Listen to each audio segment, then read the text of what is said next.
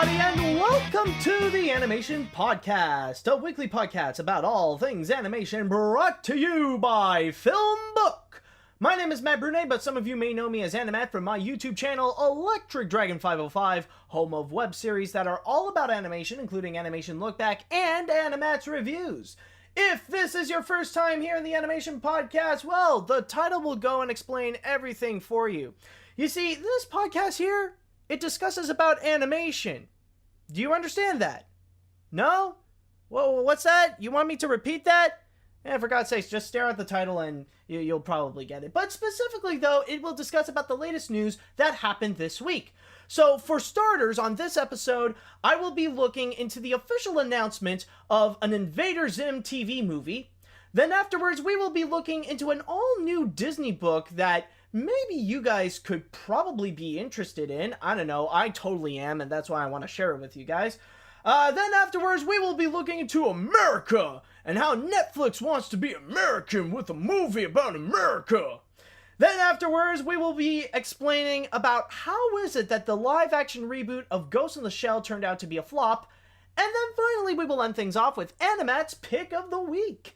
If you want to check out more episodes of the Animation Podcast, then all you have to do is head on down to FilmBook, that is film-book.com, by searching the Animation Podcast.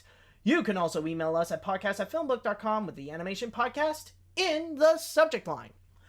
And so, for our first story right over here, now, this thing I am not necessarily surprised about, but the funny thing is that for many years, believe it or not, this story would continuously come up, and some people are thinking, oh, is it going to happen? Is it going to happen? But even the show's creator, like, every single time, like, he was really annoyed about it and keeps saying, no, this is not happening, this is not happening, stop saying that it's happening. But now, Nickelodeon actually made it clear that this is legit happening. And what I'm talking, of course, is an Invader Zim TV movie. Yes, for a long time, the TV show that lasted for only 2 seasons, it's actually finally going to be returning after all these years, after gaining such a huge cult status, that finally they decided to go and try to reboot it into a TV movie. Not necessarily an all-new TV show, but just this one grand opening. Now, for those of you who are not necessarily familiar with Invader Zim, I'm just going to go into my source here in Entertainment Weekly, and it stated, the series, which debuted on Nick in 2001, followed an alien named Zim who arrived on Earth with imperialistic intentions of conquering the planet in order to gain favor with his home race. Wildly ineffective but hilariously earnest, Zim and his robot companion Gear, or G-I-R, I honestly, I'm not 100% sure on that, attempted to blend in and study the human race while simultaneously trying to enslave it. And by the way, with that whole Gear thing, I just want to mention, though, that I have not seen a single episode of Invader Zim, so I just want to go and apologize immediately that my knowledge on Invader Zim is rather minimal, so I'm not fully 100% certain on, like, the whole idea, well, not the whole idea, but, like, kind of what the whole show is about. I'm not, like, 100% relatable, or like I don't have much of the knowledge on it. So anyways, going back into the TV movie that's going to be happening, it says that 4 of the original voice actors will be returning, including Richard Horvitz as Zim, Ricky Simmons as Gear, Andy Birdman as Dib, and Melissa Faz as Gaz. They will be coming back for this 90-minute movie, and it says, again, in my source, which picks up on a perpetually desperate and delusional Zim hatching a new plan to achieve his goal. So, in a way, some people could probably interpret this as a 90-minute episode with the grand return of Invader Zim. However, just a quick mention, though, that this is not necessarily going to be the first time that Nickelodeon is going to be reviving a lot of their old animated series. This is the third one, in fact. This year, there's going to be the comeback of Hey Arnold with Hey Arnold, the Jungle Movie, which is, again, going to be airing this year. And currently at Nickelodeon, they are making a Rocko's Modern Life TV special. And I guess now the new addition is going to be Invader Zim. And this is on top of the announcement from last week when Paramount and Nickelodeon are going to be releasing 4 animated features with that are based on Nick shows, 2 of which we're not 100% sure, while the other 2 would include a third SpongeBob SquarePants movie and a Loud House film. All 4 of them are going to be released between 2019 and 2020. Now, going into the aspect of Invader Zim, yeah, I'm not necessarily surprised with, especially with how Nickelodeon is trying to revive the whole idea of Nicktoons and all that kind of stuff. So I'm not necessarily too surprised. And yeah, I'm sure this is something that's a long time coming, considering that fans have been demanding this for years and they have been hopeful that this is going to be coming up. So yeah, it definitely does sound exciting for the fans that they would see the grand return of Invader Zim. Even if, like, it could end up just being a 90-minute episode, at least it's more Invader Zim. And what is actually interesting, there is a little passage here that they did make it rather unique about Invader Zim, is that Zim's return is significant for a couple of reasons, one of which being its healthy second life in the zeitgeist as something of an animated cult classic despite just 2 seasons of story, which really is the crux of the whole cult classic part. So yeah, I think like this could be something that a lot of people are probably excited to go and check out, considering that they might not have their complete fill of Invader Zim. I'm not 100% sure on when is it, like how, like what was originally planned, if it's going to be like some kind of series that would last so much long, or if it's like if it's something that is planned out like Gravity Falls, that there, or Avatar: The Last Airbender, or even The Legend of Korra, where there would be like a handful of seasons and then that would pretty much be it. I don't know, but it is interesting. We don't currently have a release date for it yet, but chances are this is going to be the one that's going to be crafted right after the Rocko's Modern Life film. And, you know, the funny thing is with this story in particular is that there are some people out there who are not 100% certain if this is actually true or not. If some people still believe that this is still like fake news or something like that, that no, it can't be real, that there is legitimately going to be an Invader Zim TV movie. Considering that they've already accepted that the creator already said, no, it's not going to happen, no, it's not going to happen.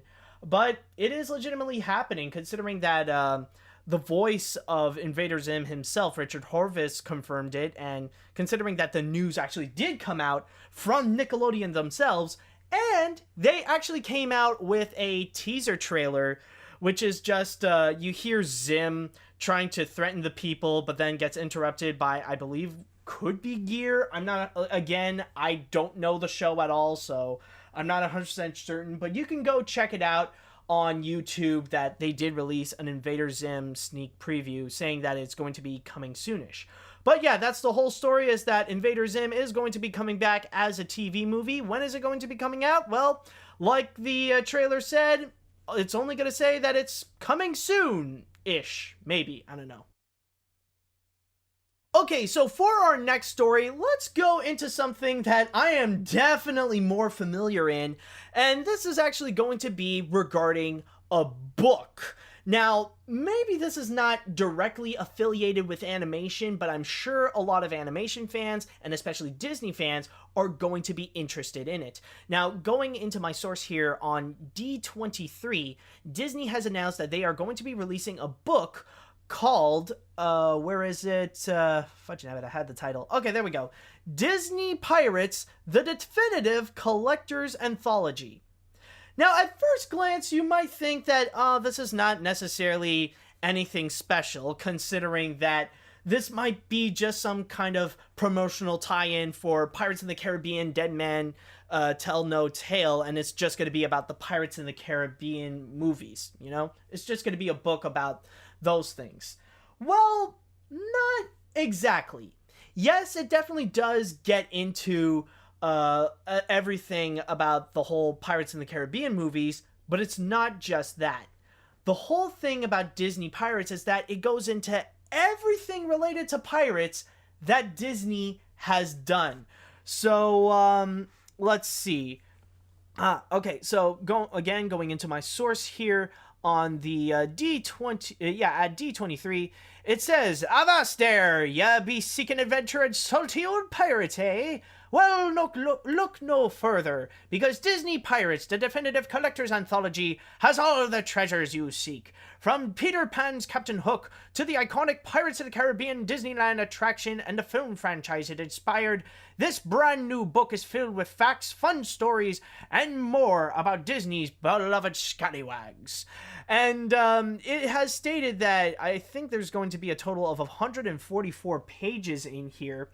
And even in my source at the D20 on D23, it actually shows a lot of preview pages showing the different artworks, different pictures, and a lot of the descriptions about these different pirate stuff. So this is not just going to be about Pirates of the Caribbean. This is about everything Disney Pirates. So maybe it could be possible that it's going to be looking into like the classic cartoons when Mickey would be fighting off pirates or something like that.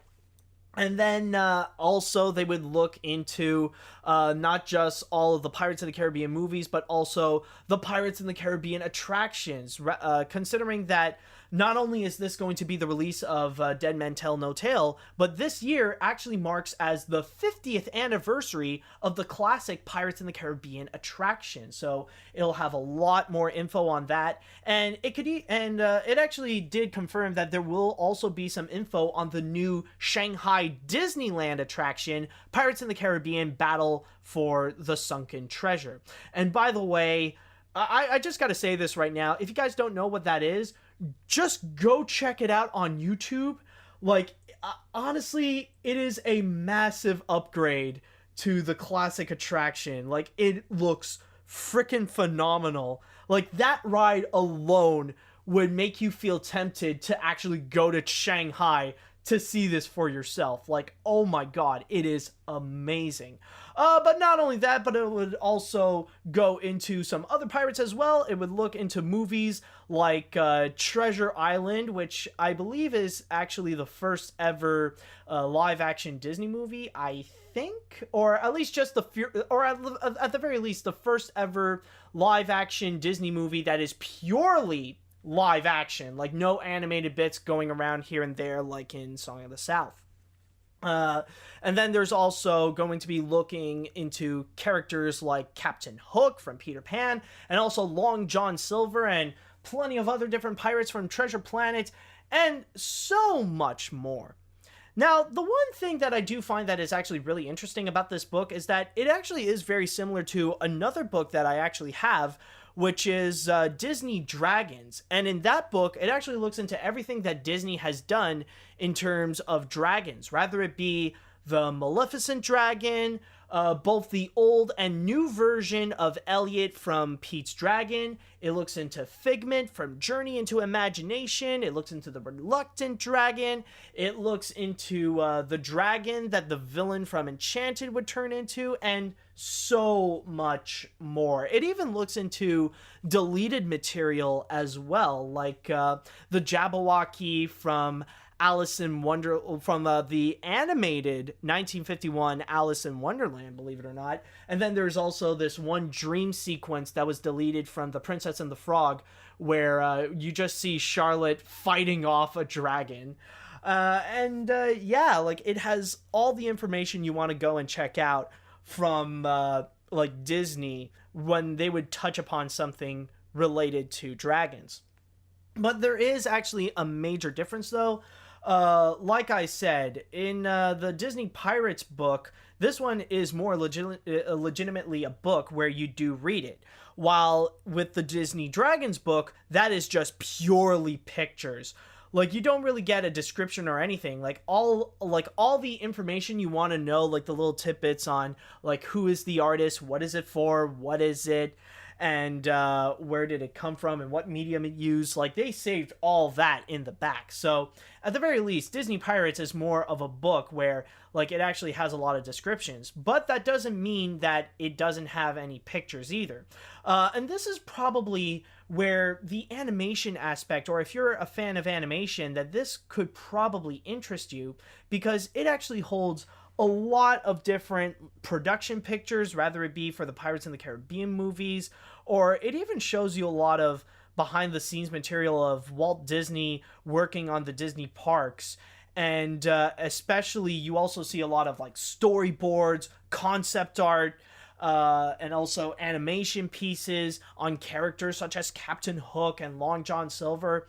Or I think the real treasure that could probably would probably be in this book is that I am hoping that they would have numerous of artwork that Mark Davis has done for the Pirates in the Caribbean attraction. Now that I'm going to be pretty excited to check out.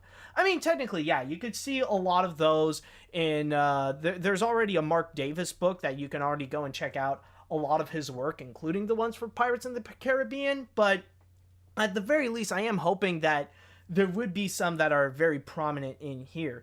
So yeah, this is just to showcase this really awesome book that Disney has in store. So if you guys are huge Disney fans, or you're interested in pirates and you want to check out some artwork from the Pirates in the Caribbean ride, or Peter Pan, or Treasure Planet and stuff like that, then this could definitely be it. This thing could definitely be the book for you. And if you want to know when that book is going to be coming out, well, it's going to be released actually very soon on April 11th. Okay, so for our next story right over here, we are going to be looking onto Netflix. And as you could probably imagine, Netflix is really climbing up in the film industry, but not entirely yet to the point where they would be considered top tier, where they would be looked upon like any other major studio like Warner Brothers or Paramount or Disney or any of those guys. They still kind of have a long way to go, considering that when they would release their exclusive movies, they're kind of like on this limbo between a major motion picture that would be released in theaters and a direct-to-DVD film. So it's in between those. But Netflix is still trying, and they have actually put up a major step into this, where they are finally going to be financing their first ever animated feature, which in this case is going to be called America the Motion Picture. So some of you might be wondering, what is it about America the Motion Picture is about? Well, going into my source here on Deadline, it actually stated that America the Motion Picture will be an R-rated revisionist history tale about the founding of the country. And in terms of the cast and crew, the only person who is confirmed in the cast is just Channing Tatum, who is going to be voicing George Washington, and he's also going to be a producer as well. But in terms of the crew, it is actually an entirely interesting bunch, because first off, you got Dave Callaham, who is going to be writing the script. Now, Dave Callaham is actually very well known to be the the co-writer of the Expendables series, and soon he's going to be writing for Zombieland 2, or I think Zombieland 2 is going to be released soon, but either way, he has credits for that.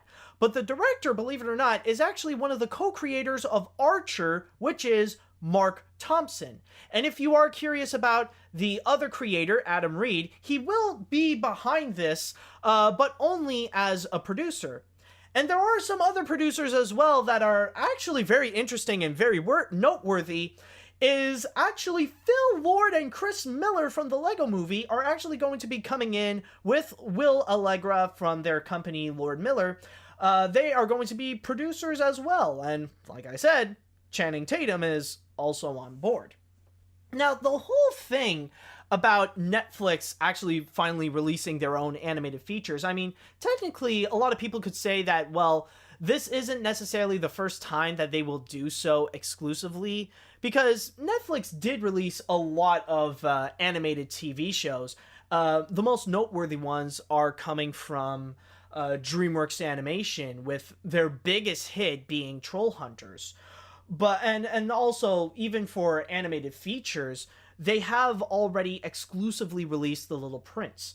But this one is going to be the first time that it not only is it going to be released exclusively on Netflix, but this will be made exclusively by Netflix themselves. Like, Netflix is putting in all their money in order to craft this movie. So this could be an interesting step, how Netflix could actually get into the animation competition. But on top of that, what is actually really interesting is mostly the factor that it is going to be R-rated. And yeah, it does make sense that only a company like Netflix nowadays could really get away with that. I mean, sure, Sony did release Sausage Party last year, but that's like on really specific what am I trying to say? Oh yeah, like on really specific rules, you know, just like really strict guidelines that they got to follow if they legit want to make a movie like Sausage Party. Not to mention that it took the guys who made it year after year and getting through a lot of rejections before finally getting a yes at Sony. And plus the fact that Sausage Party was made for $20 million, which is only a small fraction compared to the budget of any other animated feature. It really is nuts, but at the very least, it really did pay off well for Sony and the people who did make Sausage Party. But going back into this America the Motion Picture, like, yeah, it did say that it's going to be an R-rated revisionist historic tale about the founding of the country. But we're not 100% sure regarding what is the tone of the movie. Is it going to be taken more seriously? Is it going to be more of a comedy? And most importantly, why is it rated R in the first place? That's probably the biggest question. Because sure, like going back into Sausage Party, now that one, everybody knows that it is R-rated, but we know what we're kind of getting into because that film is a Seth Rogen comedy.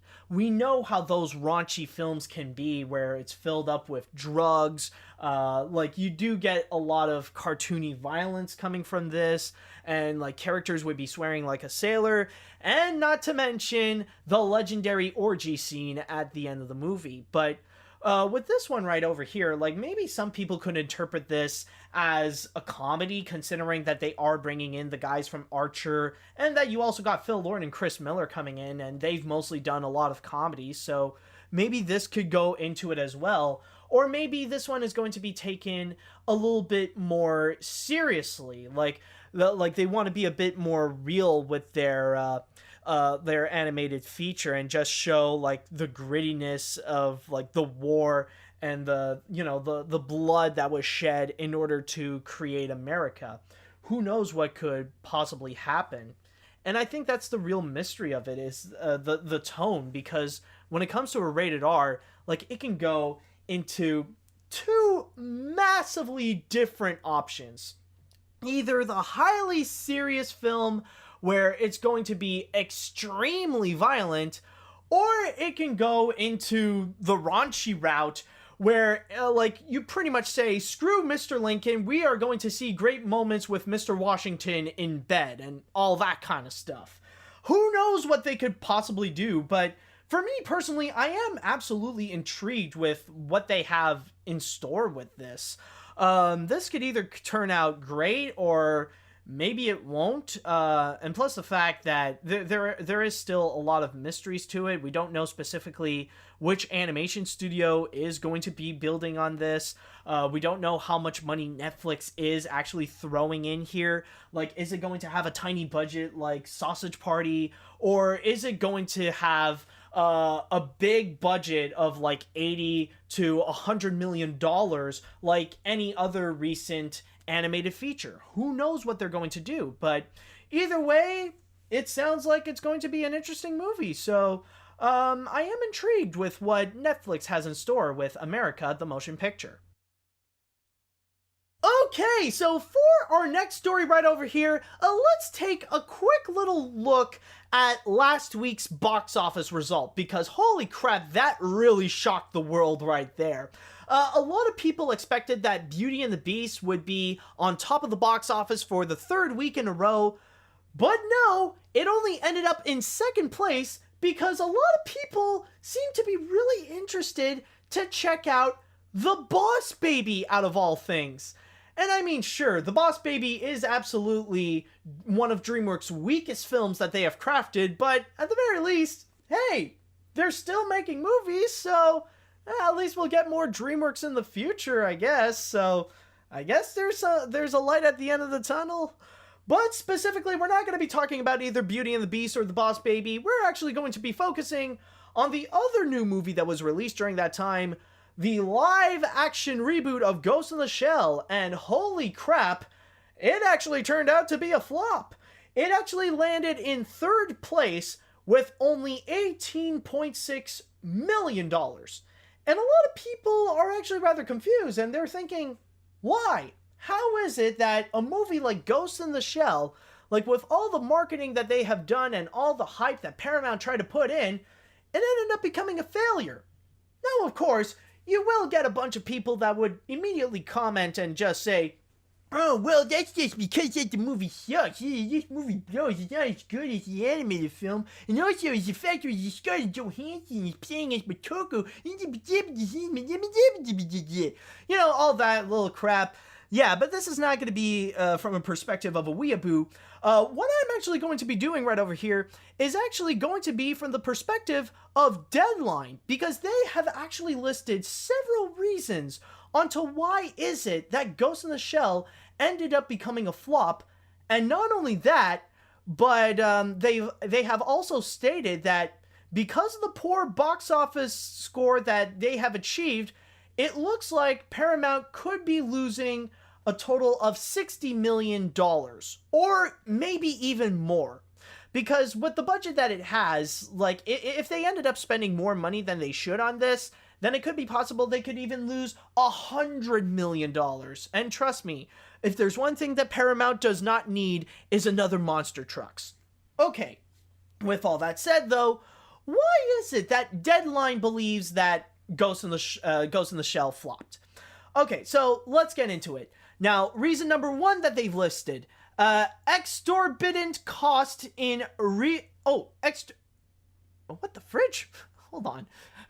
It's just a word that I am not really familiar with. My vocabulary is small. What is word? I'm sorry about that. Exorbitant cost in relation to niche IP. Now, what it's trying to say here is that with an IP like Ghost in the Shell, it's not necessarily familiar with a lot of people. Like, the only kind of people that do recognize Ghost in the Shell is just the anime fans. And that's pretty much it. And the amount of money that Paramount put onto this, it's a little bit ridiculous. Because keep in mind, the production cost that Ghost in the Shell has is actually $100 million, and maybe even more. And keep in mind though, this doesn't even include the marketing that they had to put into this.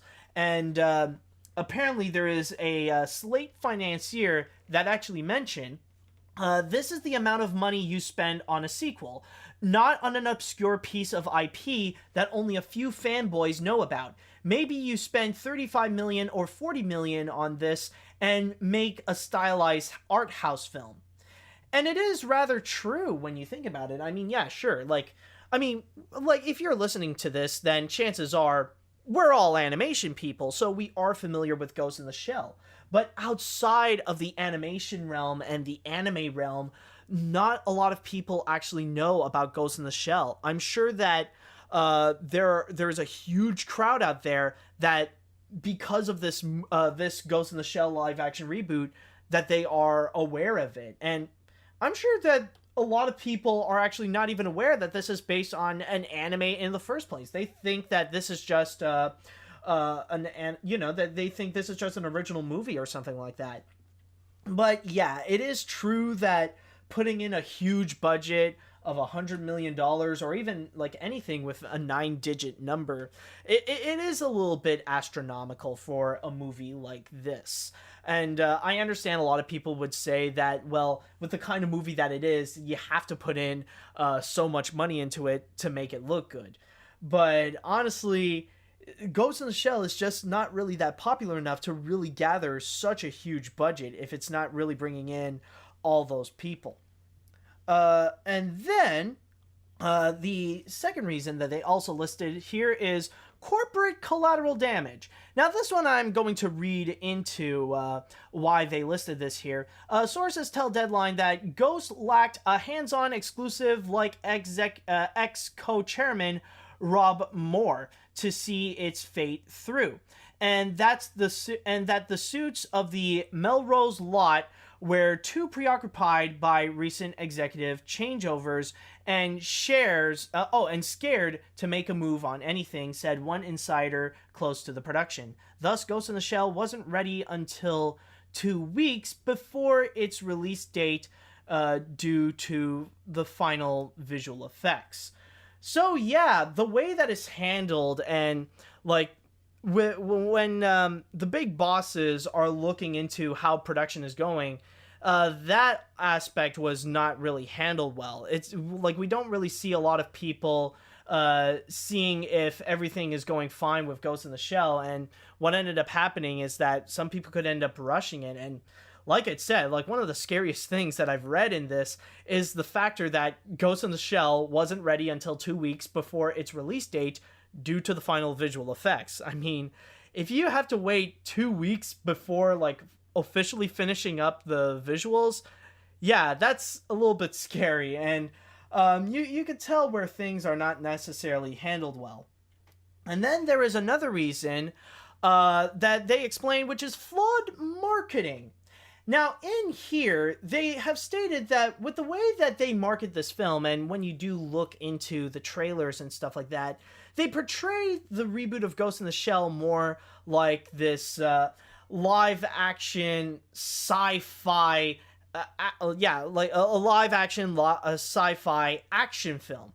Like, they really tried to put emphasis more onto the action and this robot Scarlett Johansson kicking butt.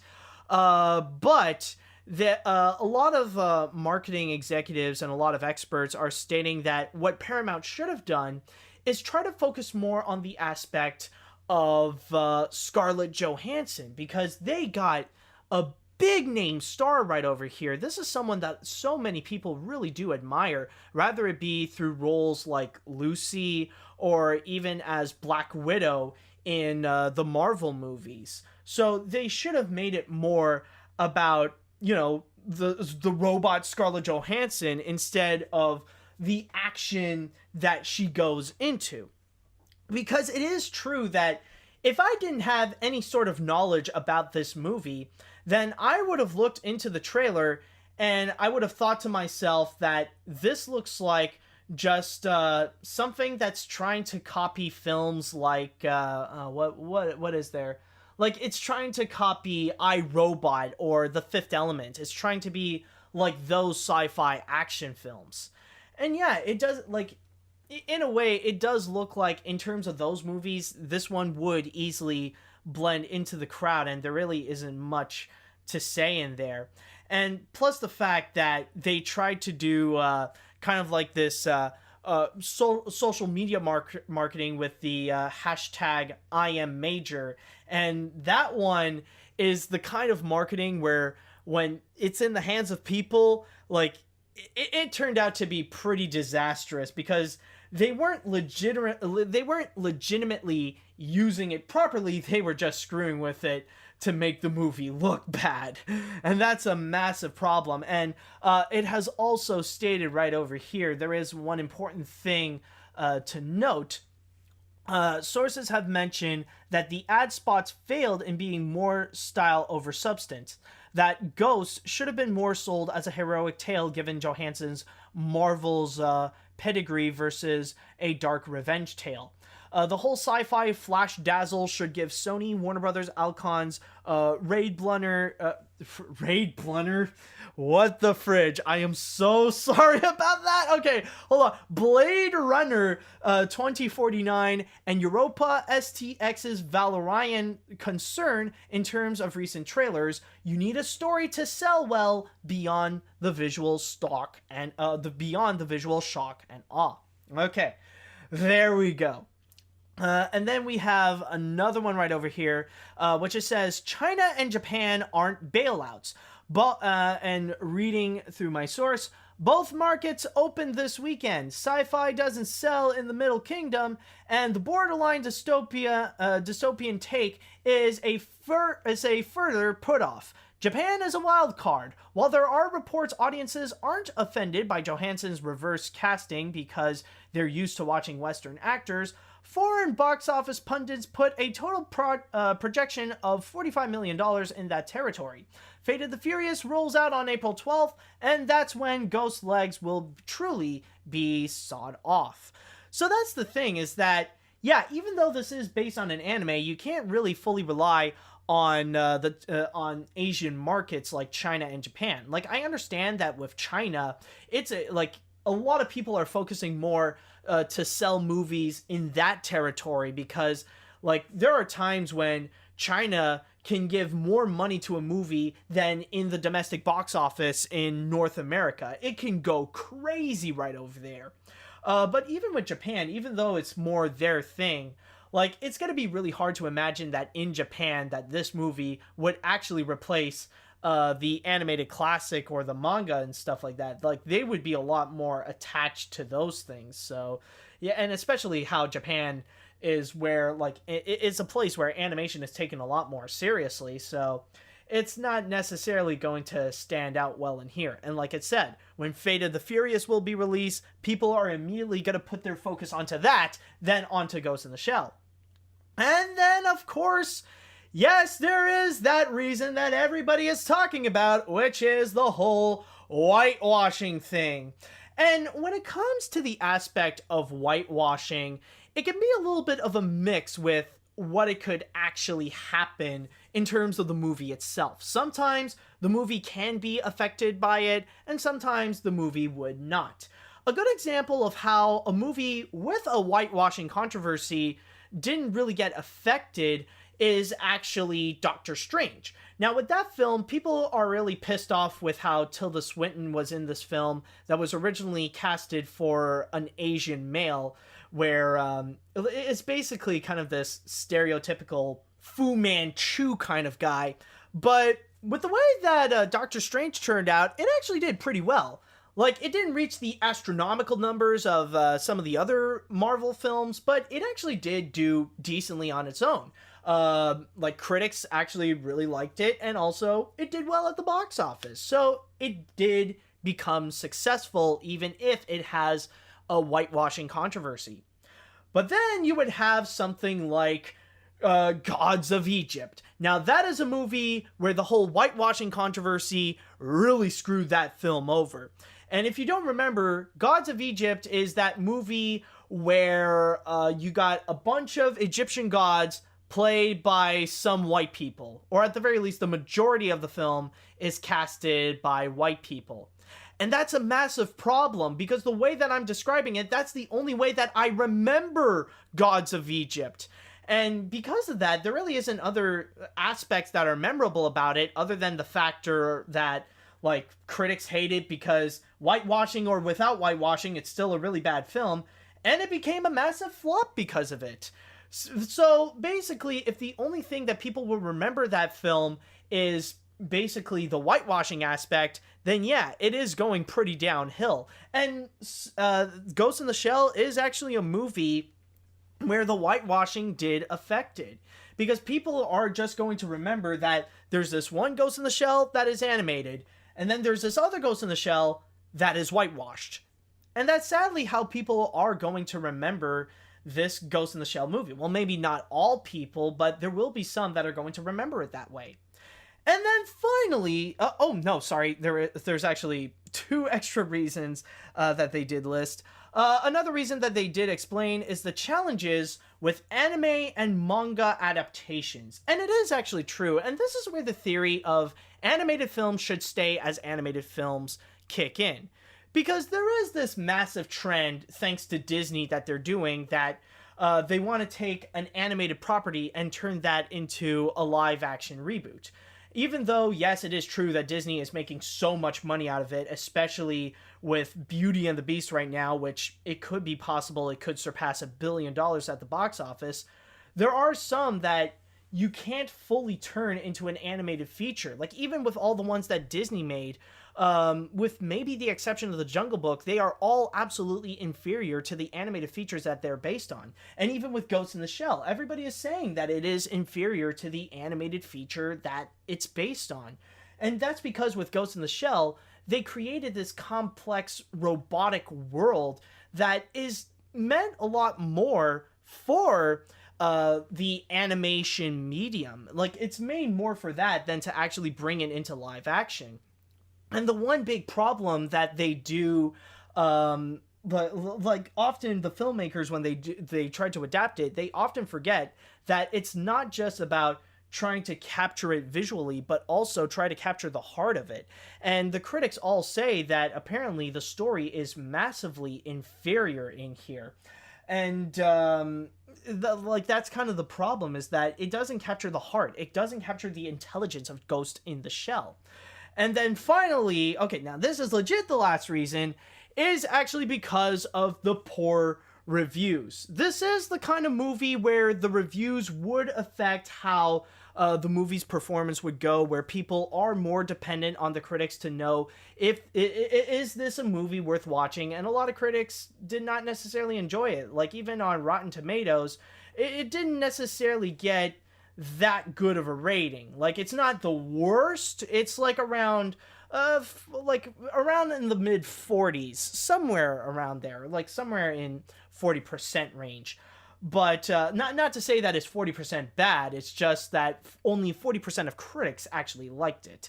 With that said, though, yeah, this is the kind that they want to check out. Like, a lot of people would be curious if it's actually faithful to the original animated film, or is it actually worth watching just to see Scarlett Johansson kick butt as a robot?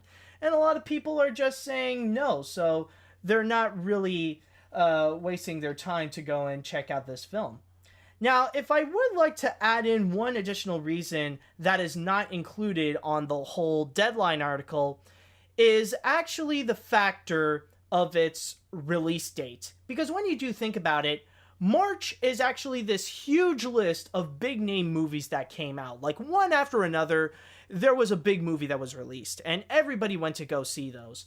Like, in the first week, everybody went to go and watch Logan.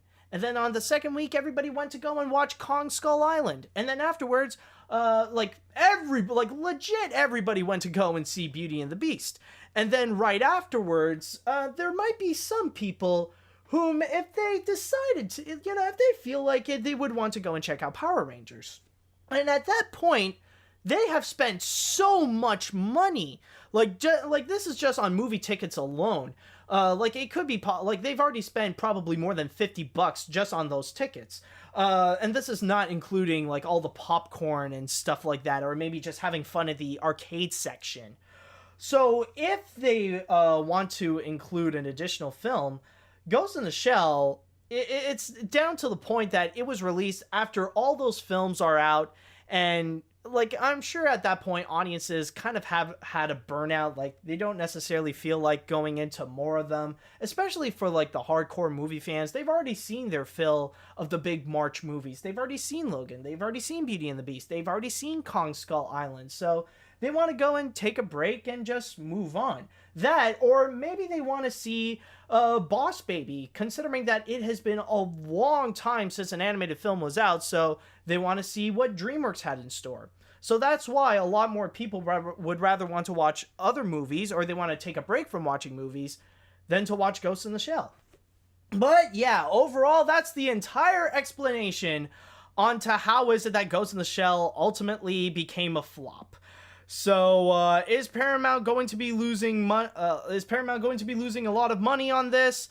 Most likely, like, even though they will lose money, but is it going to be a lot to the point that it will be damaging to them? Who knows, but honestly, we'll just have to wait and see how will Paramount try to jump up from that. And so finally, we shall now have AniMat's Pick of the Week. Now, before I get things started onto this little story, I want to give you guys a little bit of a warning that in this story, I will be going into some political subject matter. Now, I do understand that this might not be for everyone, considering that there are some that, like, they cannot stand listening to anything politics, especially in this day and age. So if you are too sensitive to hear anything related to politics, or you are absolutely incapable of hearing an opinion that may be different than your own, then I highly advise that you run away now. Go, free yourself, run as fast as you can, run faster. All right, but anyways, for those of you who are willing enough to stick around, all right, welcome to the crazy game of mixing animation with politics. And what I shall be talking about is the latest surprise hit that DreamWorks has in store for us, which is The Boss Baby. Now, recently, a lot of people have been comparing The Boss Baby to Donald Trump. Like, that seems to be the big trend that's been going on right now, down to the point that it went from just joking around about it to actually kind of taking it seriously. Because there are actually some critics out there who did legitimately think that this could actually be an entire satire on Donald Trump. Going into my source here on The Guardian, there are some critics, like from Vulture, that would put up articles like, stop saying every piece of art is about Trump, only Boss Baby is about Trump. And then you got Rolling Stone that would say, the Boss Baby review, this is not the Trump trolling tune you're looking for. And then you got Vanity Fair asking the big question, is the Boss Baby really a cartoon about infant Donald Trump?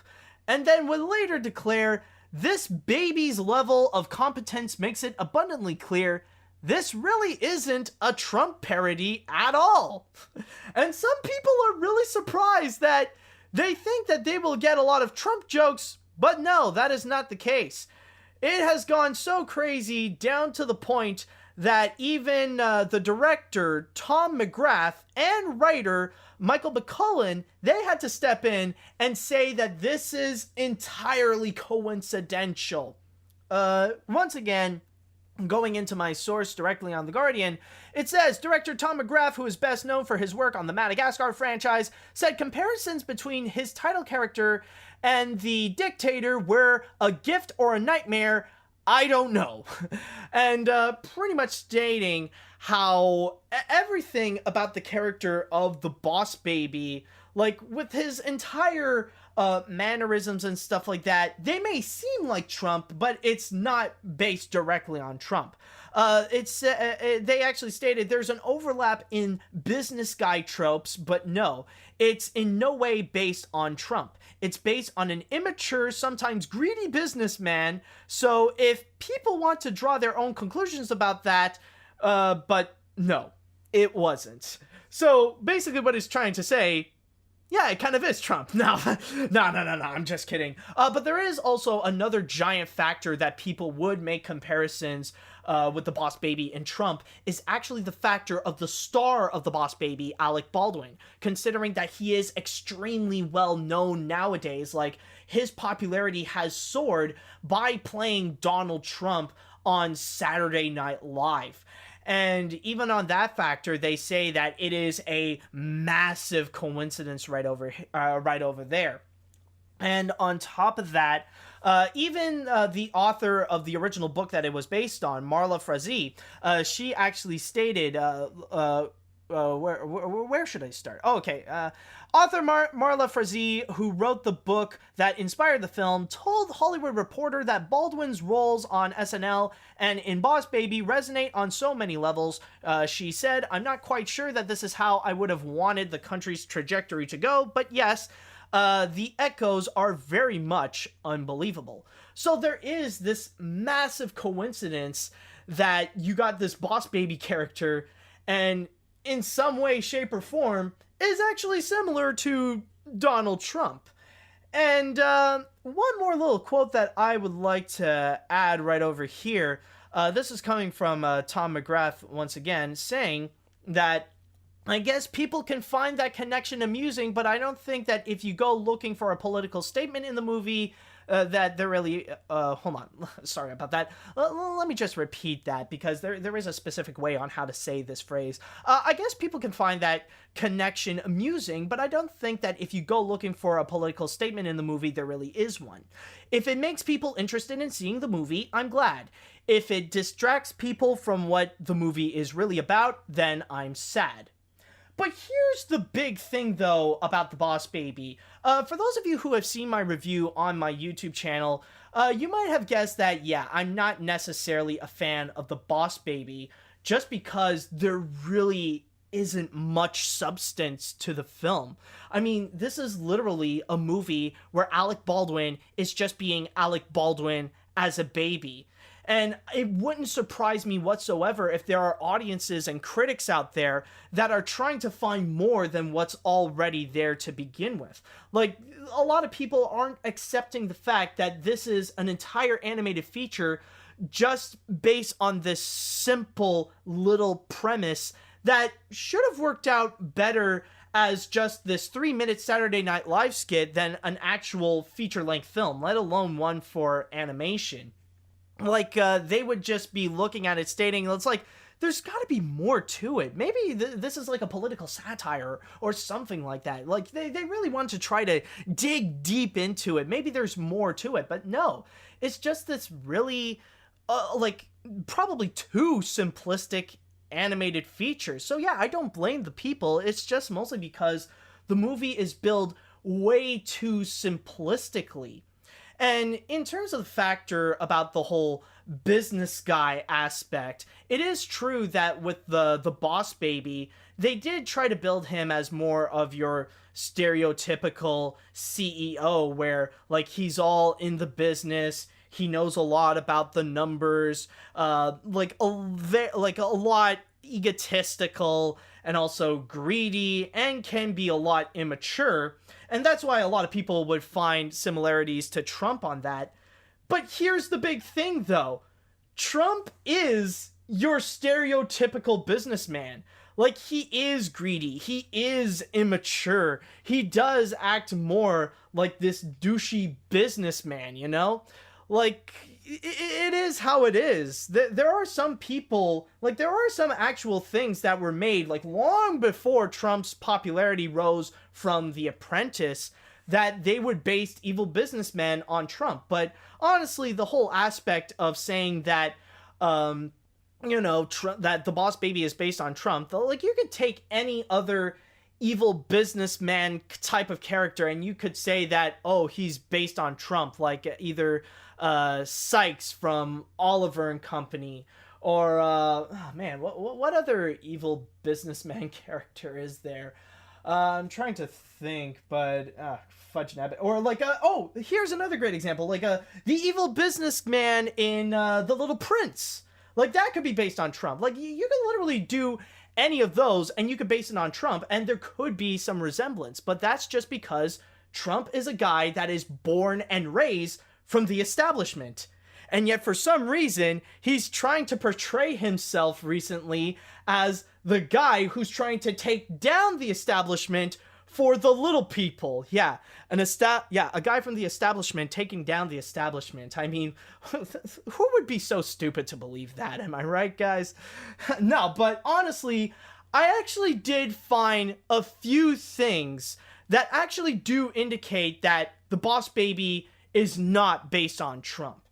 And the big key factor is actually the Boss Baby's employees.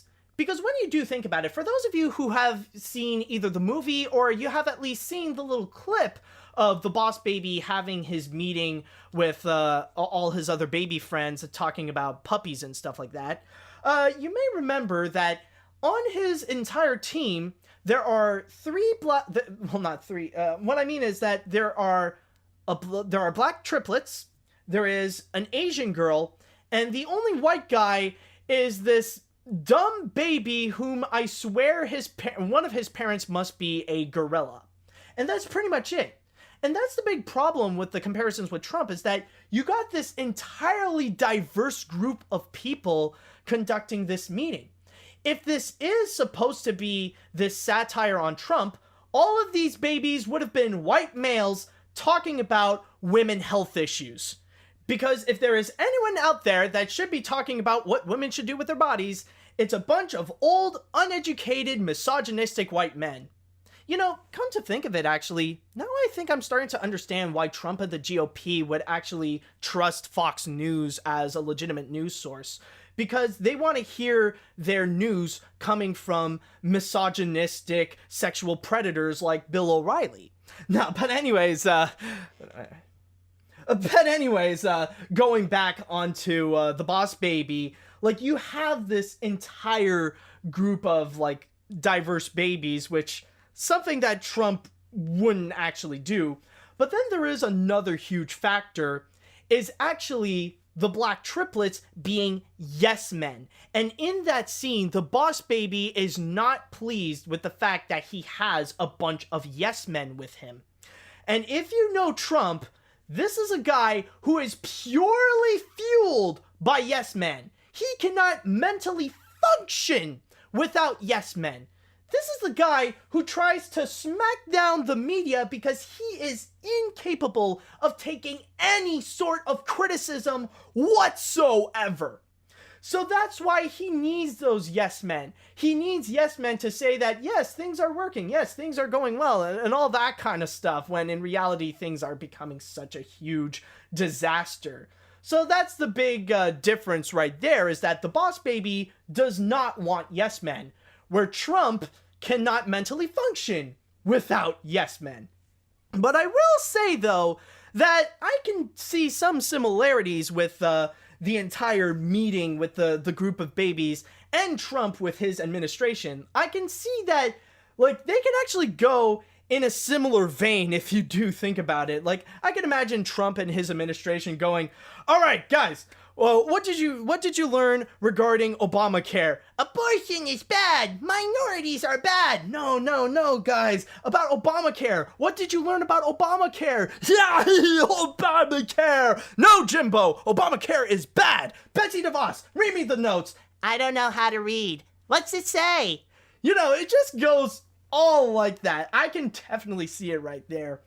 But another similarity that I can see coming from this is actually regarding the villain of the film, Francis, the owner of Puppy Co. If they want to make an entire satire on Trump, then what Francis could have been is either African American, or they could have made him an older blonde woman, just so they can be like this representation of the GOP's favorite scapegoats whenever they did something bad and they want to go and try to put the blame on any kind of Democratic head, is either Obama or Hillary Clinton. So yeah, basically they could have done that for Francis, and the way that they could have taken down Francis, like, Tim and the Boss Baby, they couldn't have done it by themselves. what the Boss Baby could have done to take down Francis, like, if he were a Donald Trump parody, is by calling in a bunch of Russian babies to go and take Francis down and claim that the Boss Baby legitimately took him down on his own. And then right afterwards, like whenever they would do something terrible, then he would just pull in his little scapegoat technique and just say, "But Puppyco's emails! Yeah, I did a bad thing, but what about Puppyco's emails? The Puppyco emails!" You know, just like all those comparisons. But yeah, I do feel a little bit sympathetic overall to Tom McGrath going through all this for this massive coincidence over the factor that the Boss Baby would be compared to Donald Trump. But honestly, at the same time though, I wouldn't necessarily be surprised if that could probably be a reason why the Boss Baby is so successful. Because it's probably one of the biggest surprises of the year, the fact that the Boss Baby is actually doing pretty well at the box office, even by beating down Beauty and the Beast on its third week. So maybe the whole Trump comparison could be more of a blessing than it is a curse to the movie. So who knows? But yeah, overall, this is one thing that I absolutely do agree with Tom McGrath and Michael McCullers about the Boss Baby, is that no, the Boss Baby is not Donald Trump. Especially when the approval ratings from critics, the Boss Baby is a lot more higher than Trump's. But anyways, that is all that I've got for this week, so thank you guys for listening to this episode of the Animation Podcast. You can find more of my work on film-book.com. All you have to do is search for Mathieu Brunet or the Animation Podcast. You can also find me on Twitter at AniMat505. Now, if you have listened to this podcast on iTunes or any other podcast service, do you mind doing us a little favor and rate and review this episode? That would be lovely. And if you are listening to this podcast on YouTube, then hit that little like button and leave us a little comment on your thoughts on the news this week. Tune in next week for the latest episode of the Animation Podcast and all things animation. Thank you guys so much for listening, and until next week, see you later, dudes.